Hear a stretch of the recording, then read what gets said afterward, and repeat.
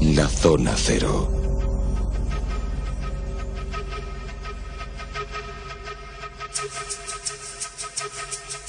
Monográficos Zona Cero, con Carlos Canales, muy buenas noches. Hola, buenas noches. Y Jesús Callejo, muy buenas. Hola Bruno, ¿qué tal? Jesús, que hace muy poquito tiempo ha estado en el lugar en el cual, bueno, pues se desarrollan los acontecimientos sobre los que vamos a hablar hoy, en Éfeso. Así es. Y hablamos de una época, en concreto, en la cual, bueno, pues la Europa de entonces empezaba el tránsito entre el paganismo y lo que luego sería la religión, que todavía sigue siendo la predominante en el llamado Viejo Continente, que es el cristianismo. En ese momento del tránsito es cuando Éfeso se convierte en protagonista de la historia de los 7 durmientes.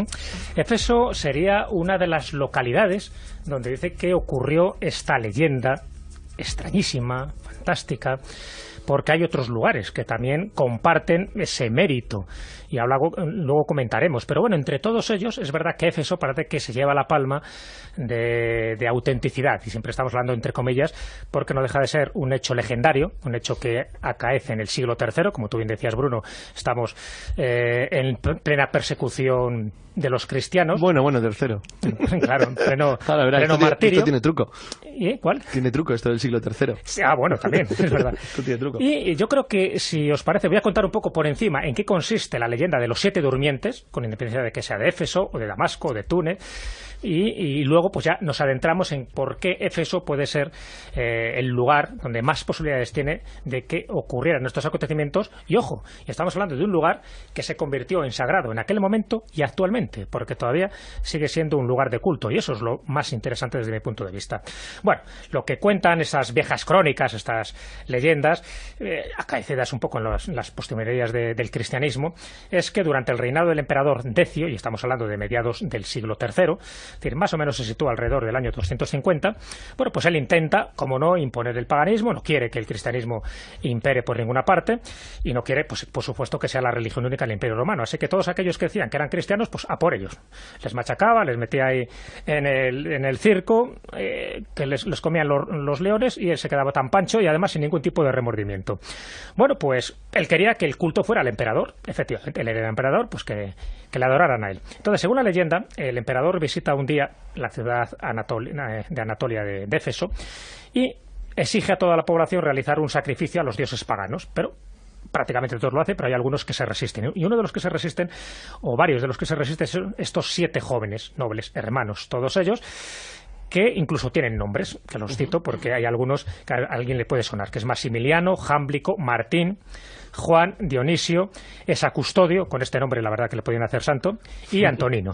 Bueno, Decio les deja un tiempo para que reflexionen, porque eran de familia noble, no les quería ejecutar así. Dice, bueno, pensarlo un poquito, pero como no erradiquéis vuestras costumbres y por supuesto vuestras creencias, os voy a machacar vivos.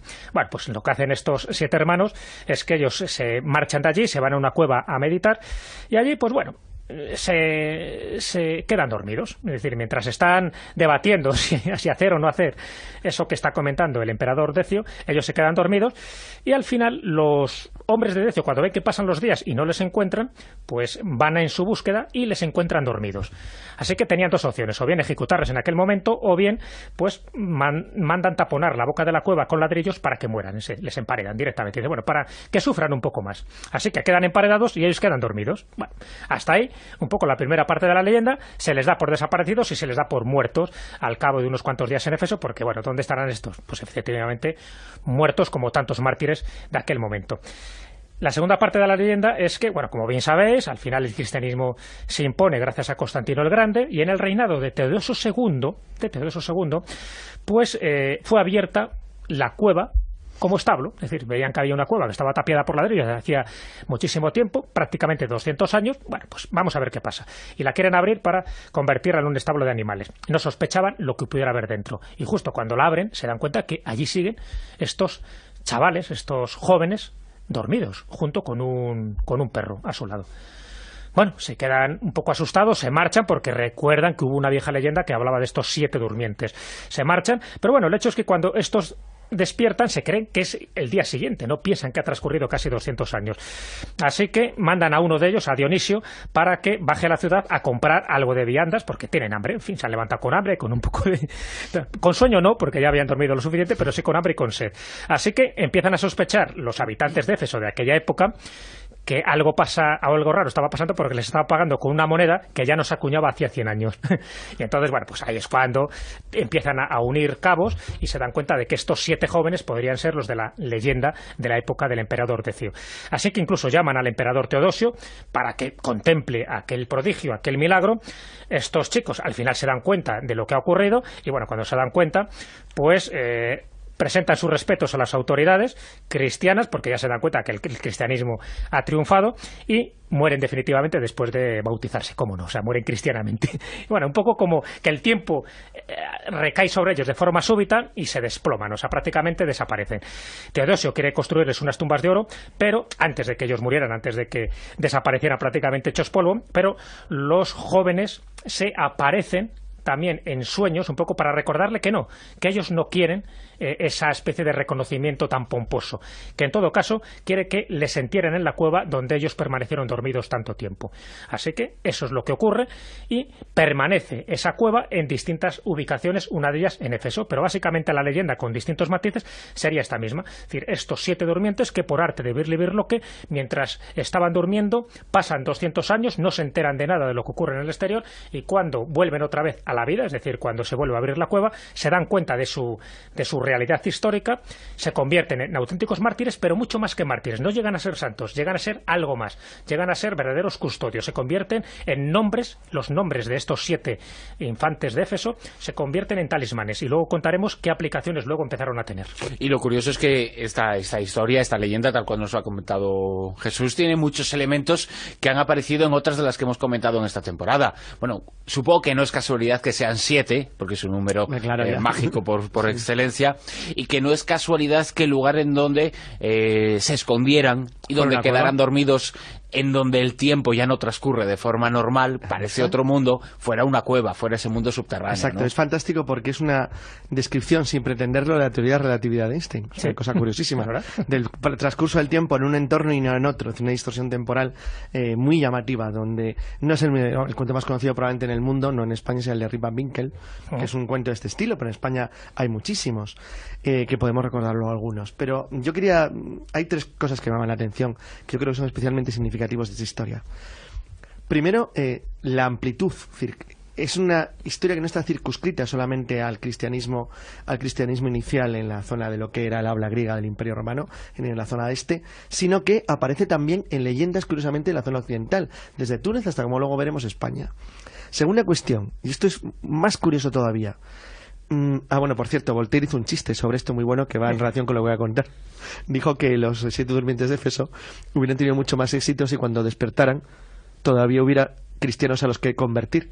Porque ya como despertaron en pleno cristianismo y era inútil su demostración de poder absoluto. Esta chulería tan total de dormir durante 200 años sin que pase nada. Entonces, que hubiera tenido mucho más éxito si hubieran despertado después de 50, 60 años en plena época pagana, y para que todo el mundo se quedara pasmado y se hiciera cristiano. Pero bueno, no le salió bien la cosa. En cualquier caso, es verdad que la leyenda tiene 2 detalles muy curiosos. Fijaros cómo justifican el transcurso temporal. Es decir, bueno, ¿cómo la leyenda explica que esta gente llevaba 100 y pico años durmiendo? Porque pagan con monedas antiguas. Es decir, fuera, que seguían siendo el curso legal, se cambiaban para monedas al fin y al cabo de otro tipo, no eran como en los sistemas actuales, pero la gente percibe que eso no es normal. Fijaros que lo que utilizan es un sistema de medición de tiempo totalmente tradicional. Es decir, la efigie de los emperadores en las monedas. Algo tan simple como eso. Segundo, tiene una enseñanza moral muy interesante desde el punto de vista de la persecución. Luego no, porque en este caso lo que es interesante desde el punto de vista de los cristianos es la demostración de que en este caso la fe no es que mueva montañas. O sea, la fe en este caso protege a los 7 cristianos de la ira del emperador pagano para garantizar su aparición de nuevo en un mundo que ya es totalmente cristiano. Es decir, su fe les traslada en el tiempo al futuro, porque es lo que hace en el fondo, dado que para ellos el tiempo no ha transcurrido. Claro, como luego desaparecen, la cosa tiene menos gracia. Si hubieran quedado a vivir ahí felices comiendo perdices en el siglo IV, la cosa hubiera sido más interesante. Pero es un antecedente muy muy interesante de algunas de las historias. Por ejemplo, era Virila, ¿no?, el monje español del siglo de la Edad Media, que le pasa exactamente lo mismo, que se queda dormido. De Leire. Exacto, se queda dormido. Sanero ocurre lo mismo con Armenteira, en Pontevedra, o sea, que son dos leyendas muy parecidas que hacen lo mismo. Lo que pasa es que en este caso hablan de 300 años en lugar de 200. Claro, pero se basa en el mismo concepto, es decir, que es que del sueño, el sueño siempre se duermen, lleva un desplazamiento temporal, que es lo que pasa en la historia de Rip Van Winkle, que permite o genera una distorsión de tiempo porque están fuera del entorno y del lugar en el que el tiempo transcurre de manera normal. Por eso es tan importante lo de la cueva. Es decir, está fuera del espacio normal, donde la gente lo ve, no se quedan dormidos en el bosque o debajo de un pino, no, se quedan dentro de una cueva, que es una gruta, es un entorno a la tierra madre, es la diosa madre, que les está protegiendo. Ahí nadie les ve, y como nadie les ve, pueden quedarse dormidos y que pasen 100 y pico años sin que nadie lo descubra. Y las otras leyendas que tienen un argumento similar a las que nos hacías alusión anteriormente, Jesús, ¿son exactamente iguales? ¿Cambian únicamente los nombres propios tanto de los protagonistas como de las ciudades, o tienen otro tipo de relatos? Vamos a ver, el sustrato sería el mismo, evidentemente. Estamos hablando de personas, en este caso estamos hablando de un grupo de personas. Fíjate que se asocia a 7 por lo que decíamos, porque es un número mágico, es un número cabalístico, es un número porque, fíjate, en Éfeso, cuando se habla de los 7 durmientes de Éfeso, es porque en Éfeso están también las 7 iglesias primitivas, donde ocurren todos los acontecimientos del Apocalipsis. Es decir, que el 7 es una forma deliberada. En las distintas leyendas se habla de 4, de 5, de 6, de 7, de 9 durmientes, pero al final se acuerda que sean 7. ¿Qué tiene de común con otras leyendas parecidas, como estas dos que acabamos de comentar en la península ibérica, tanto el de Virila como el de el monje Sanero? Bueno, pues que todos ellos se quedan dormidos, en algún caso individualmente y en otros de forma colectiva, pero entran en una especie de túnel del tiempo, de aspecto adimensional, donde para ellos una noche, un día, es un día, es decir, para ellos no tienen constancia de que haya pasado tanto tiempo, pero para el mundo exterior, es decir, para el resto de los vivos, de los seres vivos, han pasado 100 años, 200 o 300. Que esto es una constante que se da incluso en leyendas japonesas también y en leyendas de cualquier parte del mundo. Es decir, es la teoría de la relatividad siglos antes de que fuera formulada por Einstein. ¿Qué variantes hay? Que en este caso se saben los lugares físicos donde ocurre. Es decir, cuando digo que se saben, es que sí que cada uno lleva la sardina a su ascua, y entonces pues unos dicen que fue en Éfeso, otros dicen que fue en Túnez, otro que fue en Damasco, incluso hay una referencia a España también. ¿Sabes? Un día tenemos que hacer un monográfico sobre el encuentro de Peñalamena, porque es el único de este estilo que se conoce en España en tiempos recientes, donde ocurre exactamente lo mismo, pero en un entorno donde ya el cristianismo no es lo importante, con lo cual no hay un disfraz en la leyenda, sino que la leyenda se plantea de una manera muy pura, muy diferente. Es que en relación con lo que has dicho de que conocemos el lugar, sería una cosa interesante para el futuro. Y aquí es donde entra ese aspecto que quiero resaltar. Es decir, cuando tú sabes el lugar y está asociada a una leyenda de estas características, donde lo que te está transmitiendo el mensaje, ni más ni menos, es que hay un lugar donde tú puedes traspasar las fronteras espaciotemporales. Es decir, que todo puede ocurrir. Así que mucha gente se quería enterrar en el mismo lugar. Allí donde se ubica una cueva, una gruta de los 7 durmientes, hay otras tumbas alrededor de los fieles, de sus seguidores, porque creen que van a sufrir, o van a no sufrir en el sentido estricto de la palabra, sino a gozar de los mismos beneficios que han gozado estos 7 durmientes.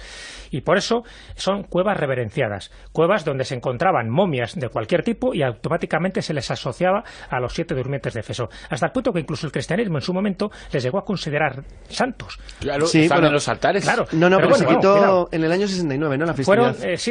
Los durmientes fueron canonizados tanto por la Iglesia Católica como por la Iglesia Cristiana Ortodoxa, pero bueno, ya incluso se les dio una fecha, para los católicos fue el 27 de julio. Pero al final esta festividad fue abolida en el año 1969. ¿Por qué? Porque se carecía de datos. Es decir, lo de siempre. Una cosa era la tradición, y tardaron 1.600 años en darse cuenta de eso. Sí, bueno, tardaron. Pero sin embargo, para los ortodoxos... Hay que decir que es cuando se hizo la revisión general, hombre. Sí, en el 69 cayeron muchos santos. Cayeron un montón de santos. ¿Te acuerdas, Bruno, que hicimos una vez un monográfico, los santos imposibles, como algunos habían caído de su pedestal, o más bien de su peana, ¿no? Uno de ellos era Santa Bárbara, por ejemplo, o Úrsula y las 11.000 vírgenes. San Cristóbal, había muchos. No sé qué, unos cuantos. Bueno, pues en esta época también cayó, en que le vamos a hacer, los 7 durmientes de Éfeso. Pero para la Iglesia Cristiana Ortodoxa se sigue celebrando como festividad, como nomástica y, por supuesto, elevado a los altares, cada 22 de octubre. Sí. Antes nos hablabas de una versión española de esta leyenda. Claro, entonces, aquí es lo curioso. Es verdad que la de Éfeso parece que reúne más circunstancias, y luego os cuento un poco lo que yo encontré allí cuando fui hace unos pocos meses, pero para mí la sorpresa fue encontrar que en Loja, en esta localidad granadina, también hay referencias a esta leyenda, que por cierto, ni siquiera en esta localidad tienen constancia de ello, porque no hay una cueva, ni hay ningún cartel, ni hay una leyenda específica que diga en qué lugar está o se encontraron estas 7 momias, porque en el fondo estaríamos hablando pues de 7 momias, de 7 cuerpos, en fin, totalmente acartonados. Bueno, y aquí está lo curioso, es decir, nos tenemos que remitir a ciertas crónicas árabes, no una ni dos, sino que hay varias, pero una de ellas, la más conocida, sería la de un viajero andalusí que se llamaba Al-Garnati.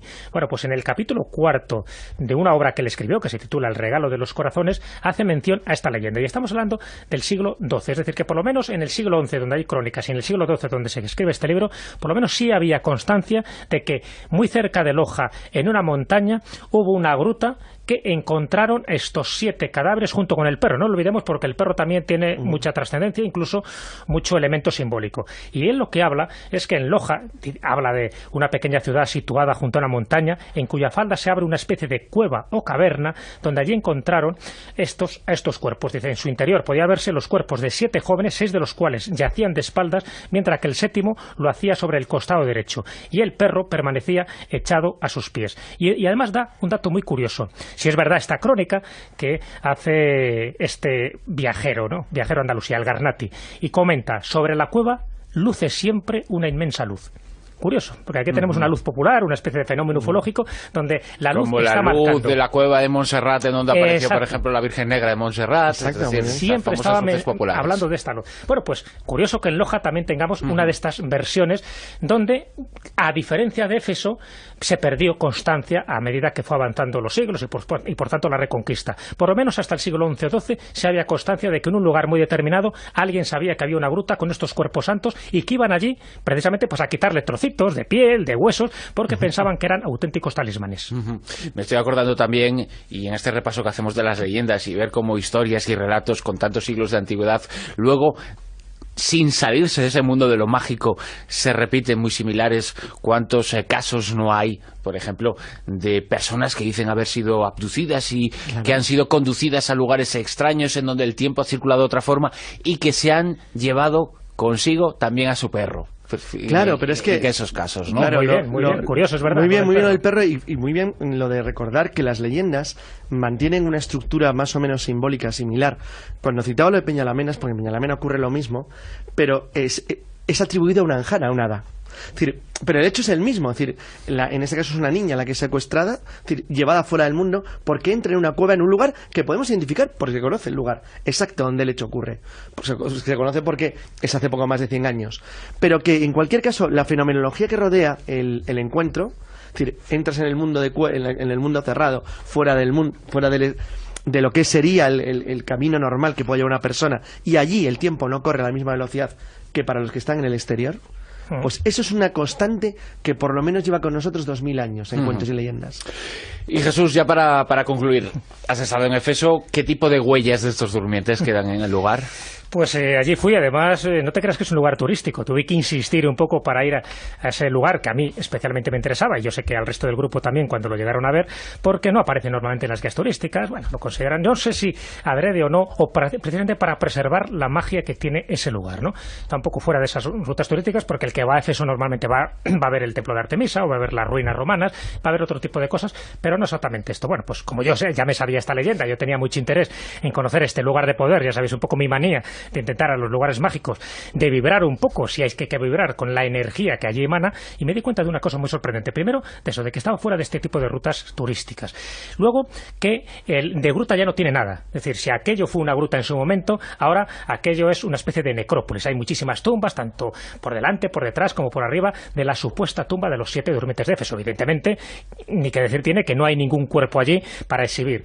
Pero sí me di cuenta de que es una leyenda creída tanto por cristianos como por musulmanes. En el Corán aparece en uno de los suras, el sura de la caverna, por cierto, un relato donde cuenta exactamente que estos 7 durmientes de Éfeso trascendieron nuestra realidad, y el hecho de invocar sus nombres, de hecho los musulmanes tienen como talismán los nombres de los 7 durmientes de Éfeso, incluido el del perro, para protegerse contra cualquier inclemencia del tiempo o cualquier enfermedad, incluso para los niños y para las embarazadas. Todo ese tipo de cosas me di cuenta, y a la vez me di cuenta que también al lado de la la cueva había un árbol, el árbol de los deseos. Es un árbol repleto de cintas, de colores, de todo tipo, y en cada cinta había manifestado un deseo por parte de aquel que anudaba esa cinta a las ramas del árbol. Es decir, es lo mismo que me encontré en la casa de la Virgen, también en Éfeso. Una creencia, con independientemente de que sea pagana, cristiana, musulmana, genera luego un culto supersticioso, hasta el punto de que pensar que tú te acercas allí, que tocas estos cuerpos, en este momento no puedes tocar los cuerpos, pero que tocas las piedras, que tocas las tumbas, incluso que tocas ese árbol y que luego colocas una cinta con tu deseo, en el momento que esa cinta se caiga al suelo, ese deseo quedará cumplido. Bueno, pues sigue habiendo peregrinajes año tras año y día tras día a ese lugar, sencillamente para impregnarse de la sacralidad que tiene ese lugar. Y esa sacralidad la da ni más ni menos esta leyenda que acabamos de contar esta noche. Pues mi deseo esta noche es parecerme en lo posible a los durmientes de Éfeso, porque con lo poco que duerme uno, ver que hay ejemplos todavía en la historia. Métete en esa cueva. Métete. Y dentro de 300 años nos vemos. Te llamaremos.